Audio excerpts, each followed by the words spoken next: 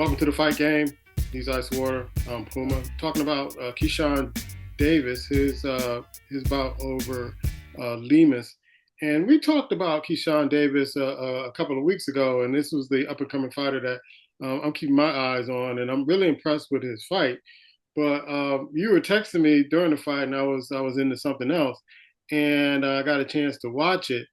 And we put on our Facebook page, the First 40 Sports show page, uh, Keyshawn Johnson telling Tank Davis, knock, knock. Your thoughts about the fight, man? Yeah, Keyshawn Davis is a hell of a talent. You think about it from the standpoint of all of the different factors that he faced coming into this fight. His opponent was overweight. I think he said about like 5, 6 pounds or whatever. And so you think about it's supposed to be at 135. I think he weighed in at 141. And then when he rehydrates, that's when you're able to eat and drink and things like that. He rehydrated and he came in the ring at 155, right? And you think about Keyshawn Davis, a 135 pounder, you're almost fighting a dude that's 20 pounds heavier, from the natural weight that you weighed in on that night. And that says a lot. So he came in and um, the guy hit a real hard, but Keyshawn Davis was like, nah. He just went through him. And what's ironic is, though, if you can do that to a guy, I don't care who it is, a legitimate fighter, this guy's legit, Lemus is legit, and do that to a 155 pounder, imagine what he can do to somebody at his own weight, even as top notch guy. He showed me a lot more respect for Keyshawn Davis because he stepped up against a very tough opponent at a higher weight class, and got the job done. Yeah, and he's ranked number three in the lightweight division in the WBC, WBO, and the IBF. And when you text me about the knock knock statement, I'm like, wow. My initial thoughts was, is he really ready for Tank Davis? And I mean, he's ranked number three. I'm very impressed with his style, things of that sort. But I want him to be ready to take on this fight, not to get so caught up in the moment and having an impressive fight last Saturday. But you got to be ready to fight Tank Davis if you calling him out like that. Yeah, I think you do have to be ready, but you also got to realize too that this is a guy, Keyshawn Davis, that was under the tutelage of Sweet Pea Whitaker. Yes. So he knows what it's like to be in that level. I mean, the question is, are you ever really ready? I mean, granted, another fight. I ain't saying he has to fight the next fight, but the fact that he's aspiring to do that, and there's a chance too that him being at 135, they say he can easily go to 140. He can easily move up to 140. But his goal, or one of his goals that he mentioned, is the fact that he does not want to go to 140 until he fights Tank Davis at 135. I like that in the young guy. I like that. I don't think he's not 18, right? He's what, 25, I think.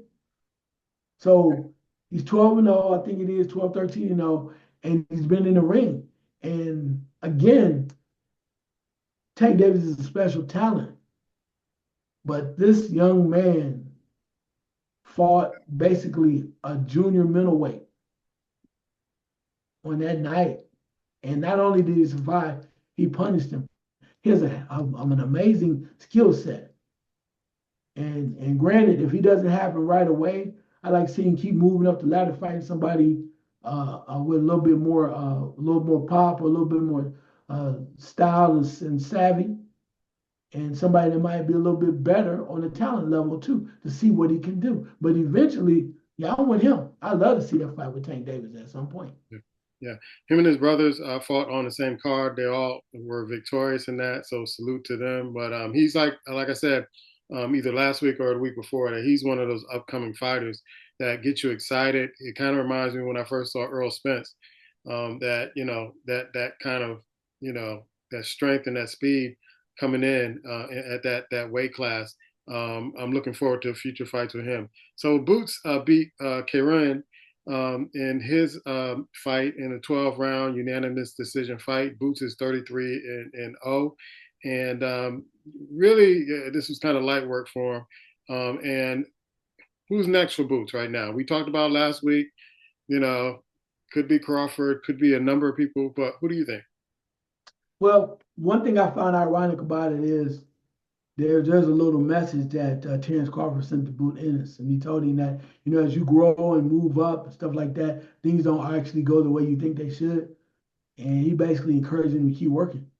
He says because it's only going to get tougher when you keep moving up, right? And now you're going against guys that are just not you just can't take for granted and walk in and whatnot. So he says keep working, basically letting you know you're not ready for this.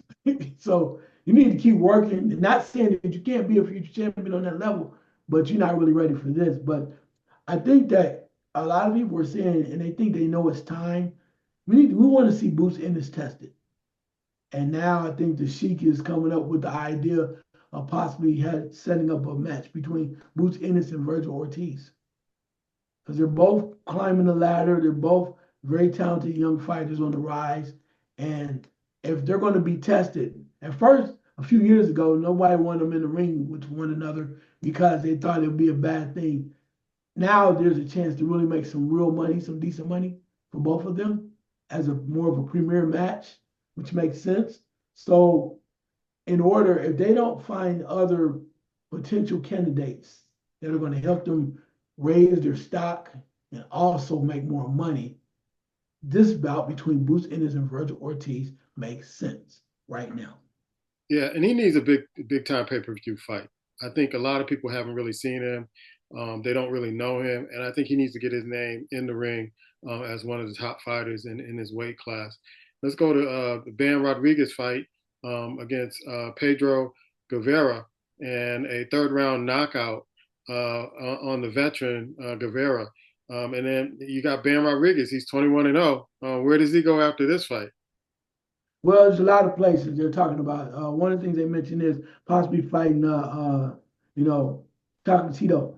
And Chocolatito's older though, and Bam Rodriguez said he'd be interested in it, but a lot of things have to happen where he wants to become undisputed on a certain level before he fights Chocolatito. And then somebody threw something out there saying, well, would you ever think that you want to fight the monster in a way at 122? It's like, well, I'm at 115 now, and if it came up and maybe we could work it out, maybe we can. Yeah, he said, I would love that. Would be mean. That would mean I'll be a superstar at this point. But when you ask that question, what the hell did y'all forget about my man Nakatani at 118? Yeah, just stepping over him. Yeah, Yeah, he's undefeated too. 115. He's at one. You're at 115. He's at 118 before you get to 122. yeah, yeah. Undefeated, top notch guy. You're gonna take a step, take the step. I mean, granted, if you get the monster fight, don't get me wrong, That's gonna be big money. you're big money, and that's great. Okay, that's great.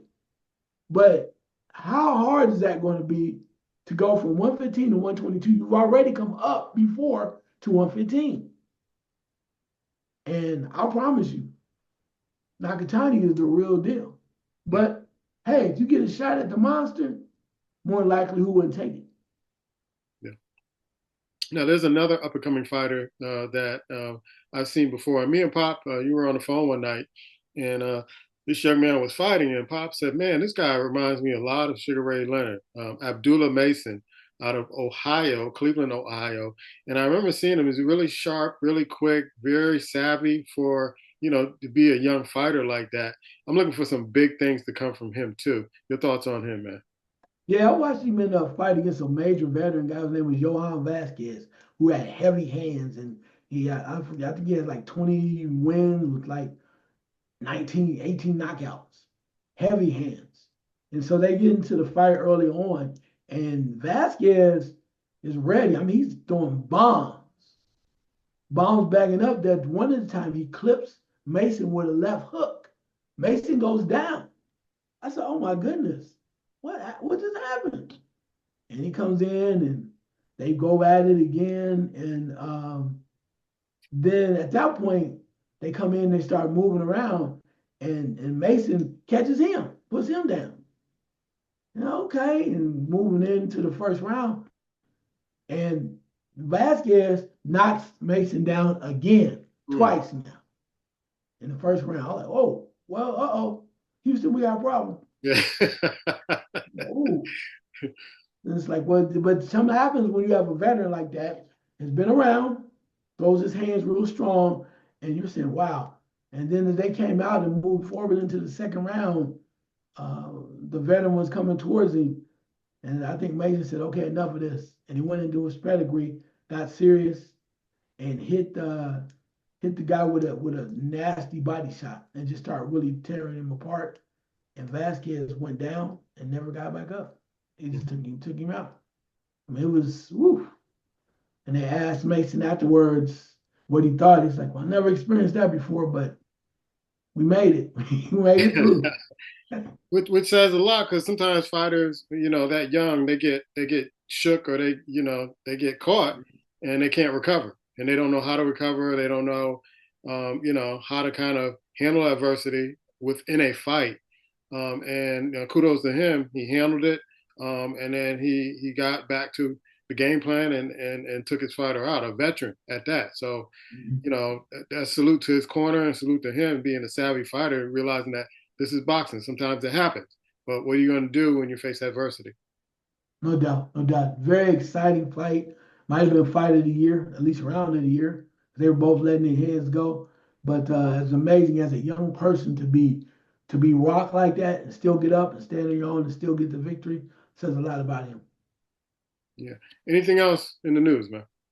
Yeah, we already know what's happening this weekend. Nobody wants to talk about it, but Jake Paul will against our aged veteran Mike Tyson. Mike's probably doing it for the cash, so not mad at that. What are you gonna do? I mean, like you said, it's entertainment. We don't really see it as a sanctioned bout.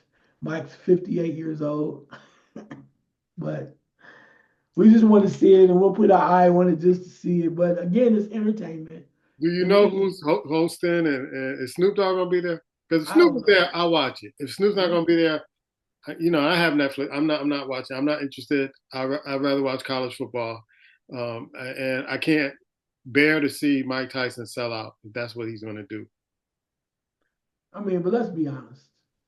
Jake Paul has been doing this. Jake Paul takes it. I guess if he does lose or takes a real L, and maybe they say this is his career, his ending of his career, right? Maybe he wants to get out. And what better way than to get knocked out by Mike Tyson? I'm just saying. I mean, if you're gonna script it, I don't know that. What's the worst that can happen? He's sipping soup for the rest of his life. What's the worst that can happen, right? Yeah. Well, I mean, he's still going to be because he's an influencer. He has a couple of fighters that he's guiding himself. So what better way than if you get knocked out by Mike Tyson, the whole world's going to tune in. You make a mint on all the stuff. Tyson's feeling good about themselves. It's a feel good story. Mike Tyson was able to come back out of nowhere and finally get the victory. He's redeemed himself from the Buster Douglas knockout and all the others. Now, it's something that's going to go for a long time. Mark my words, nothing good can come from this. I said it right here. Nothing good can come from this. This is this just feels bad to me. Among a lot of other things that happened this week, it doesn't feel right to me. So that's why I just can't sit there and watch it. I'll get another suggestion from you to watch another movie, and I'll do that instead of watching this clown show. I'll be watching Netflix, but I'll be watching a movie on Netflix because this I, nothing good can come from this. Nothing. all I hope is this, and I know it's entertainment. I just hope whatever happens or however he has to do it, Mike Tyson comes out there not hurt. That's all I care about. This help. I really do. I mean, if you can get your money and you want to do whatever, Nate Diaz did it. If he comes out of there not hurt, not seriously hurt, he can just do it and get his money. Who am I, right? It's like watching wrestling. If he can come out there and not get hurt, it's okay. Get your money, Mike. Get your money. Because people want to see it. They love Mike Tyson. They want to see Mike. And then against Jake Paul. Jake Paul knows, he's running his mouth and people are only going to take Jake Paul so far. But as a real fighter or boxer, nah. Don't sell out, Mike. Don't sell out. Hey, you don't know how big that check is, bro. Don't do that. Don't Don't sell do out, that. Mike.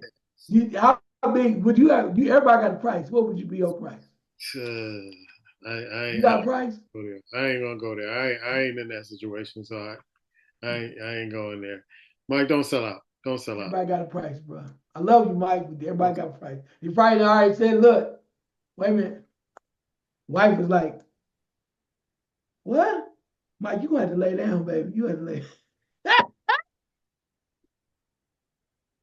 Mike, our kids gonna live off of this. Go on, lay down, Mike. He's Icewater. I'm Puma, and this is the fight game. Don't do it, Lamont. Don't do it. Get that money, Mike.